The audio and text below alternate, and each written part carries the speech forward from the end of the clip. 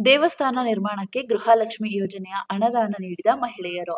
ಗದಗ ತಾಲೂಕಿನ ತಿಮ್ಮಾಪುರ ಗ್ರಾಮದ ಮಹಿಳೆಯರಿಂದ ದೇಣಿಗೆ. ಗ್ರಾಮದ ರೇಣುಕಾ ಯಲ್ಲಮ್ಮ ದೇವಸ್ಥಾನ ನಿರ್ಮಾಣಕ್ಕೆ ದೇಣಿಗೆ. ಗ್ರಾಮದ ಎಲ್ಲ 850 ಗೃಹಲಕ್ಷ್ಮಿ ಫಲಾನುಭವಿಗಳಿಂದ ದೇಣಿಗೆ ಸಂಗ್ರಹಿಸುವ ಗುರಿ.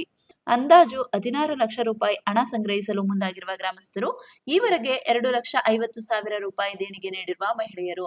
ಸಂಗ್ರಹಿಸಿರುವ ಹಣದಿಂದ ಭವ್ಯ ಮಂದಿರ ನಿರ್ಮಾಣದ ಗುರಿ.